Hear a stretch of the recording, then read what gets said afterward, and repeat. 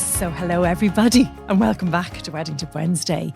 I am absolutely overwhelmed with the amount of messages that you've all been sending me and questions about your upcoming wedding that you've all been sending me. And I have got to read out some more questions and give you my answers. So thank you for sending in the questions. It just really keeps me going. And an awful lot of these questions are amazing. And I think they will help so many couples in the run up to their big day. And I don't know if you know, I wrote a book, a wedding book. It's called The Wedding by Jenny McCarthy. And everything you need to know about your wedding is in there. Everything from the time you get engaged right through till you do your first dance that night. All the time schedules, everything you need to know about the bride, the groom, the mothers, the fathers, the bridesmaids, the groomsmen, everything. So go buy it on buyjennymccarthy.ie. Anyhow, let's get started with your questions. Lorna, how are you? Lorna sent me a message and she asked me, when do I start dress shopping? This is actually something that's in my book too. When do you start dress shopping? Well, I have spoken to a couple of bridal designers in here, and I've also spoken to lots and lots of brides too about when they started their wedding dress shopping. As soon as you get engaged, you kind of have an idea like what type of dresses that you like. And listen, you all do it. You all start Googling bridal designers and, you know, different types of wedding gowns. So like seriously start wedding dress shopping 12 months before the big day, if not beforehand, if you can. And, you know, I would always sort of say as well, go round to a number of bridal designers that you like. Pick out the ones that you really like. Don't bother with the ones that that you haven't heard of or you're not really interested in. Just go to the ones that you like and start trying on dresses. So you'll quickly realise what suits you and what doesn't. And one of the things I would say about my own wedding dress, like I got married when I was 38 and a half. Martin's 9 years older than me. Well, he's 10 at some time in the year, but he's 9. And I'm not 10 years, I'm 9 and a bit. Anyway, so I was 38 and a half. And I thought, and I'm not going to go for one of these dresses, you know, that goes out like a ball gown because, you know, I don't want to be mutton dressed as lamb. I'm just going to go for something simple, you know, something straight, something maybe lacy, you know, something understated. Because I'm 38 and a half and I shouldn't be wearing a ball gown. Anyhow, I went to a bridal designer called Tamem Michael. And she's actually below me where I am in Fashion City. I'm up above, and that's where my studio is. And sure, I couldn't go to anyone else. She would have killed me. She would have kicked me out, you know. But anyway, she has the most amazing dresses. And they make bespoke dresses too. So I went over on my own actually on a Sunday morning. Just the two of us, didn't bring anybody else with me. You shouldn't really bring too many people with you, by the way, for your first outing. Bring your mum, if your mum is around, or somebody that you really trust, even a couple of people. But bridal designers don't like to see a load of people coming in because too many people have too many different opinions. So just bring somebody you trust, one or two people max. Anyhow, I went over to Paula and I said, now Paula, mutton dressed as lamb, don't want the ball gown, something. She goes, okay, do you see anything you like? Anyhow, I went around the shop and I picked out some, you know, dresses that I thought would suit me. Oh my God, they were rotten. So, you know, my big issue is my ass and the tops of my legs. That's where I put on weight. Nothing I could do. Well, there is something I could do about it. I could get off my backside and go walking and exercise. But anyway, so they just didn't suit me. And all I was looking at was my, you know, the points that I don't like in my body. So she said, would you not try something that just goes out a bit? And I said, oh, Paula, no, I don't think they would suit me. Anyhow, what I went in saying I'm not going to get, I came out with. So basically, I tried on a dress, loved the bottom of it, didn't like the neckline. So what she did was she put two dresses on me. So she put a dress on where I sort of really liked the neckline. And then she put the other dress up over sort of the ball gown bit. So I had two dresses on and she said, do you like that? And I thought, yeah, I'll actually love it. So they went off then and they made a dress that suited me, that suited my figure. And yeah, so that was probably a year out. It wasn't even a year out because we only got engaged on Christmas Eve and we got married the following November. Yeah, it was probably 8 months out. So they actually made my dress to fit. So that's what I did. So that's kind of when you should start your wedding dress shopping. Minimum kind of a year, if not a little bit beforehand. Now, like I said, I did that 8 months in advance, but just if you want to be sure to get the dress that you really want, maybe a year. Okay. Is it worth renting groomsmen's suits? Well, I've been asked this before.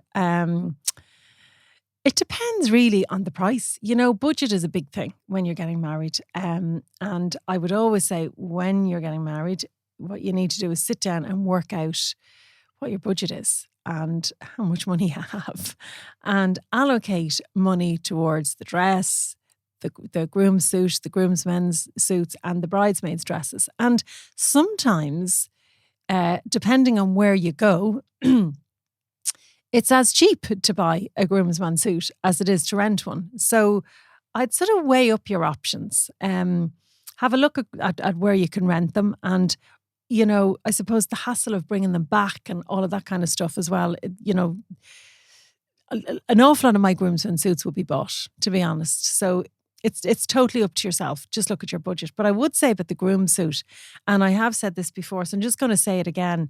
When you think about the bride's dress, like it's all about the bride's dress and everyone's dying to see the bride's dress. You get to wear that dress once for the day. That's it. Put it away. You can't wear it again. Well, you can, but you might look a bit funny. But the groom can definitely wear that suit again and again and again and again. So I believe the groom should go out and if he has the budget, treat himself to a nice bespoke suit that he will absolutely take out again and again and again. And he could wear the trousers on their own. He could wear the jacket with something else. But I am all about the groom treating himself as well. Biggest mistake you've seen brides make? Yeah, well, I could go on for Ireland about this. Time schedule on the morning. You need to have a time schedule. I always give my brides a time schedule for the morning. Every makeup artist, every hairstylist knows this. And it's not even, it's not about me being controlling, by the way. That's just, about being organised. And the reason why I don't give them a time schedule around hair and makeup, because that's completely up to the hair stylist and the makeup artist, because they've got their own time schedule. But what I would say to my bride is, look, I need you dressed for this time because I'm going to be leaving to go to the church or to go to the ceremony, and I need to be there for this time because I need to photograph your other half too because it's their day too. So not packing in time for your wedding. Oh my God, like how long have you known you're getting married? And the amount of people I would see in a bride's house on the morning of a wedding packing their cases. Like you've had how many weeks, months in advance? Could you not have done it 2 days ago? You know what you're bringing. Why are you doing it on the morning of the wedding? The morning of the wedding should be just about you sitting around, having your hair, makeup done, enjoying yourself and getting into your dress. End of. Do not pack your case on the morning of your wedding. Not actually, going out and buying the lipstick and lip liner if you use it for the wedding day. Like your makeup artist is going to come along and do a beautiful job on your face on the morning. But you're going to need top-ups for the day. So don't forget to buy your lipstick. Like, honestly, I know that sounds like some of the brides are probably thinking, I definitely remember that. You've no idea the amount of people that don't think about that. So make sure you're prepared and you have the right top-up bits for your lips and your face. And also, because not everybody has Jenny McCarthy doing their wedding, I would always bring a comb on the wedding day. I have a bum bag, you might have heard me saying this hundreds of times, around my belly on the day. And everything is in that bum bag for my bride, for my groom, for my bridesmaids. I have everything. If you want to know what's in that bum bag, buy my book. But honestly, everything that I need is in there, and a comb is one of them, and a small little travel size hairspray, small little travel size deodorant. All of those bits and pieces are 100% needed on the day. Everybody needs a spray deodorant. I do too. I use it all the time. So like a comb for your hair, if you're going for Hollywood waves, one of those combs is absolutely needed, because a lot of brides would get clip-in extensions for their wedding day to hold the curl a bit better. And they knot together. They do. You need to just keep combing them out with a particular comb. So definitely that. Give your bag to somebody you trust and who's somebody who's going to be with you all day. So your top-up bags, the amount of times that bloody bag goes missing because it's been given to a bridesmaid who's given it to her fella who's gone off to get a toasted ham and cheese sandwich in the pub before he goes to the hotel venue, and the bride needs her bits. So make sure that bag is given to somebody who's going to be with you. I always take the bag as much as I can and pop it into my camera bag because I'm with the bride and the groom. They don't go out of my eye line all day long. Now, that sounds like I'm on them all day long. I'm not. When I'm not photographing them, I'm watching them and I'm photographing them from a distance and I'm making sure that they're okay. They have a drink in their hand and everything is going well. So I would like to keep my bride's bag in my camera bag. Now, when we get back to the wedding venue, because I would always keep the lipstick in my bum bag. And when we get back to the wedding venue, I take out the bag, give it to a bridesmaid, and I give the groom the lipstick and he puts it on his inside pocket. So just those kind of things, just be organised for your wedding day. And especially when the morning comes, have everything done so that you can just sit back and relax and enjoy the pampering. First look or meet at the top of the aisle. Now, this is totally up to you guys. I'm a bit old-fashioned.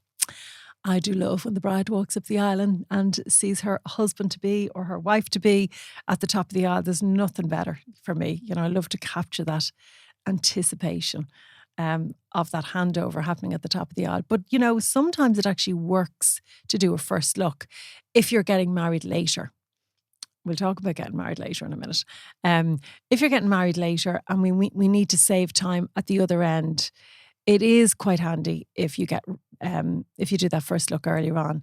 I mean, I was only talking to a couple the other day and they're getting married now next year and they're getting married that little bit later at a hotel. And they were saying to me, what do you think about the first look? They do like that kind of old-fashioned. It's not old-fashioned, it's seeing your partner at the top of the aisle, that whole anticipation of walking up the aisle and they're turning around looking like, that's lovely.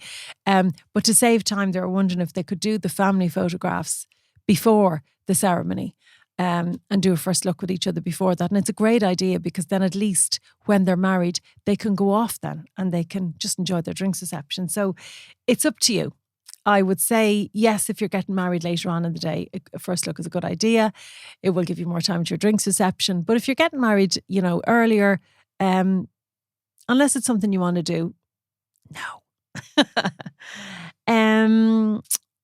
How do I describe my editing style? Oh, I loved Sarah. Thank you for asking me this. So, okay, where do I start? I could talk for Ireland about this. Editing. So when I shoot a wedding, I'm a little bit controlling about my weddings. I will save it once, then I save it over to another hard drive, and then in the middle of the night it goes up to the cloud. So when it's your turn to have your wedding edited, I call editing culling. So what I do first of all is I load up the wedding, which takes a while for everything to upload because I take a lot of photographs on the day. And I will go through the wedding from start to finish. So I relive your day as well. I love that, sitting back and cup of coffee, and it takes me a few hours to do that. So I will, include the images I want you to see. I don't take anything out. So say, for example, I'm after taking 15 shots of the one family scenario. That takes 3 seconds, by the way. I'm going to show you 2 or 3 of those pictures. Nothing gets left out, but I cull it. So I give you like a nice number of images. And then I colour correct them. And that's what you mean probably by editing.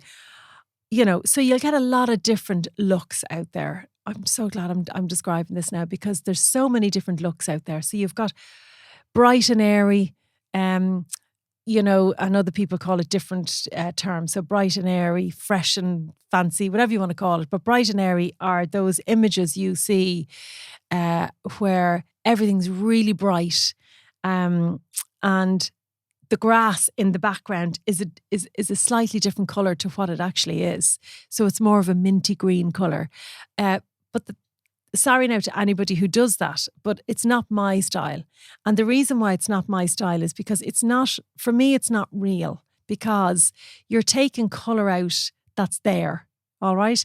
And I did it once or twice. And once or twice I did it, I had couples getting back to me, especially the bride, whose mum had looked at the pictures and her outfit was kind of like a deep winey colour. And when we, colour corrected those images for them to look bright and airy and I thought, oh God, I better do this because a lot of other people are doing it. I got complaints, you know, and not complaints, but they were like, but that wasn't actually the colour of her outfit, Jenny. And it wasn't. And so what way do I do it? So my thing would be to colour correct them really beautifully, soften the images up slightly, have the existing colour there. But an awful lot of my work, all of my work, is done in camera.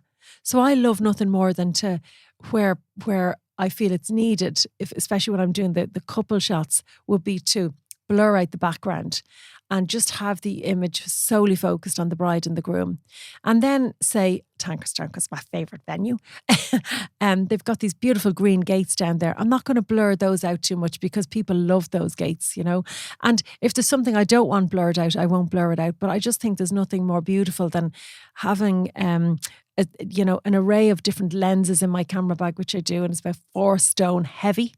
Amy will, agree with that, won't you, Amy? Amy is my second photographer and she is amazing at carrying the bag with me. So I've lots of different lenses that I would use, and I've got lovely portrait lenses.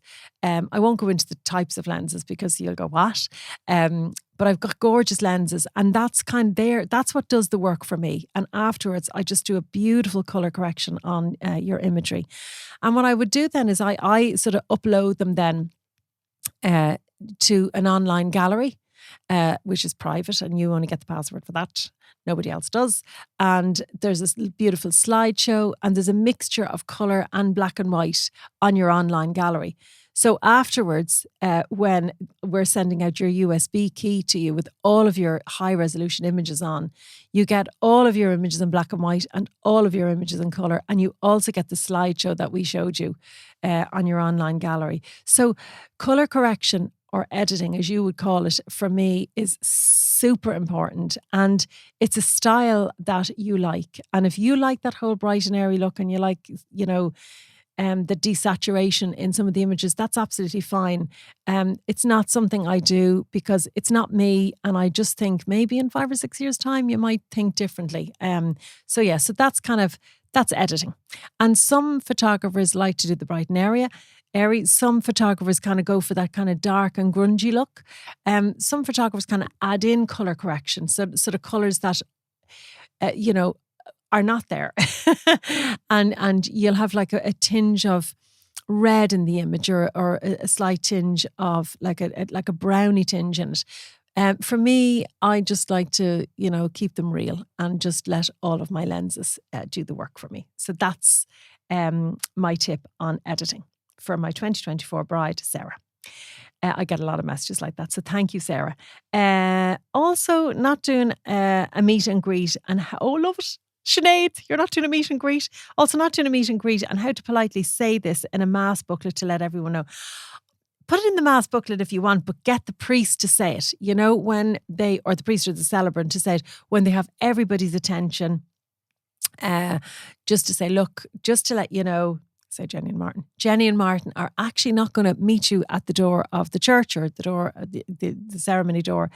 They're going to go off now and have their photographs done, and they want to see you all back at the drinks reception. So there's no meet and greet at the door, and you'll see the couple a little bit later on. And that's the best way to do it. Put it in the booklet. Some people don't read all the booklet, and if they haven't read it in the booklet, they are going to expect to see it at the door. So get the priest or the celebrant to say it at the end of the ceremony. How to make everyone listen when telling them where they need to be for pictures. Sinead, this is a great one. What you need to do is kind of set up a WhatsApp group and WhatsApp everyone, not just WhatsApp them. So tell them. So I always have a meeting with my couples a couple of weeks before their wedding, and I would say to them, look, I can only give you the advice. It's up to you now to tell your families. So you need to tell your family, okay, so the photographs are going to happen here at this time. So you need to, go back to the hotel. Don't check in. Photographer's going to need you straight away, or do whatever the photographer has told you. I'm not sure that everybody is as anal as I am, but I go through every detail on a wedding day. And just because I want to make sure that my couple get time at their drinks reception, because I love nothing more than to give my couples an hour at their drinks reception, at least if I can, so that they can have a good day and they can go around and they can meet and greet and just chill out and enjoy their party that they've paid for. But there's nothing worse than when somebody goes missing. I didn't know where to be. Nobody told me where to be. You need to communicate with your family members. You need to communicate with your bridal party and tell them where to be for the photos, because that's really important. Okay. What else is here? Okay. Do I recommend first looks? That's somebody else after asking me that. Quiva, what type of presents to get for the parents of the couples besides flowers? That's a great question. Again, I've loads of tips in my wedding book. Just a couple of answers here. Look, what do they like? You know, I have seen so many different presents. I've seen crystal. I've seen handmade presents. I've seen beautiful cashmere scarves for mummies. I've seen brides giving their dad a lovely handkerchief with a little poem written on it. Like, what do your parents like? You know, does your dad like golf? Is there something you can get him? Personalization is a big thing. So have a think about what they like, and that might answer your own question. But there's loads of tips, like I said, in my book. Best time for speeches: before, after, during meal, or split between before and after the meal. I had Tig Carolyn, who is the general manager of Tankerstown House, on here on one of my podcasts. If you haven't listened to it, go back and listen. He is amazing at tips, and we talked about speeches. And he said that they prefer all the speeches to happen after the meal. Now, I kind of said, well, actually, Tig, I have my own opinion on that. But look, for an awful lot of hotels, they prefer the speeches after the meal because it doesn't delay the food. You've no idea the amount of time. And do you know what? I was in a Dare Manor recently, and the speeches went on. They were before the meal, and they were only supposed to be a certain amount of time, and they went on. And that delays the kitchen, and that delays and I can imagine the chef in the kitchen trying to keep everything hot. So just chat to your venue about it, because some will absolutely not let you do them before the meal. Do you know where I love to see them happening? At the drinks reception, if there's time, before everybody's brought in and seated for the meal. You know, there's a much more sort of casual feel to it then. Everyone's in the same room. If it's outside during the summer, there's a microphone set up. You need to put at least 20 minutes aside for it, but you're taking 20 minutes away from the drinks reception, but you're not really at the same time, because everybody's there and they're having a drink and listening.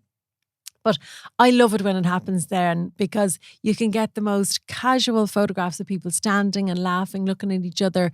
I can still get those photographs when everybody's sitting down for, after the meal, but it's just lovely. And then that means when you go in for the meal, you can eat your food and not be stressing about talking afterwards. So really you need to talk to your venue and see what they allow. Should you buy presents for the wedding suppliers on the day? Look, that's a great question. Sometimes, I get presents. Well, I get presents a lot. I get flowers and everything afterwards sometimes, but it's completely up to you. Some people do it and some people don't. I can tell you now, wedding suppliers, I definitely don't expect anything. I honestly, with my hand on my heart, I never expect a gift off a couple. It's very nice when it happens, and thank you very much to everybody who has done it. But that is an absolute personal choice, and it happens sometimes and sometimes it doesn't. So that's completely up to you. Okay. And also think about how much money you have. Think about your budget. That's extra costs. People don't expect it. So Quiva, that's absolutely down to you. Recommendations on best places to buy veils that aren't very expensive. Quiva, that's another question I'm going to answer again, because I have loads of recommendations, and I have people who hand make veils. I have, suppliers who sell them from their stores. I'm going to answer that question another time. Is there a need to send save the dates and a wedding invite? Well, I would absolutely send save the dates by text. Okay. If don't go to the expense of printing them out unless it's in your budget. Definitely let everybody who is going to the wedding know when the wedding is happening, just in case your wedding date clashes with something else that they will have coming up next year. Let them know when the wedding is for sure. I'm going to answer another couple of questions because we are running out of time.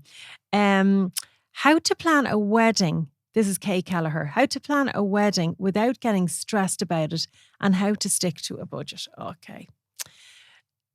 like, don't get stressed. I know, I talked about this with she and Sharky about, a bride said she's going to get very stressed and all the rest of it. And we were like talking about why would you get stressed? But some people do get stressed. And, there's no point in saying don't get stressed. What I would say to you is try and manage your stress level if you can. And try and think about your wedding day that's going to happen. And the amount of fun that everybody is going to have on your wedding day. And think about, the stress that you're taking on, the unnecessary stress that you're taking on. And they're going to have a great time anyway. And will you regret feeling stress afterwards? Will you say to yourself, what in the name of God was I doing stressing myself out over all of that when everybody had a great time? I wasted so much of my lovely energy stressing when I should have been looking forward to it. So I would definitely try not to get stressed as much as I could. Instead, try and put your energy into looking forward to your day, and how to stick to a budget.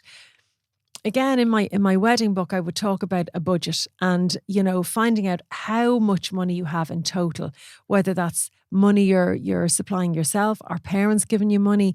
Try and take all of the money you have into consideration and stick to your budget. And, I wanted this, that and the other at the wedding. And this, that and the other at the wedding could be stuff that's not absolutely necessary. Plan your wedding day and plan the necessary things around your wedding day, and then see how much you have left over. And if you've anything left over, those extra things that are not that necessary that you just would like to have because they're personal to you, then look at them. But please try and stick to the budget, stick to the money that you have. Don't go spending money unnecessarily. Don't go spending money on things that people just won't remember. Like what's important on your wedding day. Obviously, wherever you're having your wedding and your ceremony, they're very important. Your photographs, and please don't think I'm being biased here, honestly. But your photographs and your video, if you're having a video, are all you're left with afterwards to remember your big day. So don't scrimp on your photographer. Like if there's a photographer that's a little bit more expensive that you would absolutely love and you've dreamt about having this photographer and you're thinking, oh God, I can't afford that. Is there anything else you can scrimp on? Is there anything else that you can pull back on? Did I need all of that? If I took that money out of there and put it into the photographs, that's what you need to be thinking about, So stick to your budget as much as you can, and ignore those little things that are not that necessary. And if you have the money for them later on, well, then have a look again. And that's it for this week. And thank you so much for sending in your messages. Keep sending them in. See you back here again next week.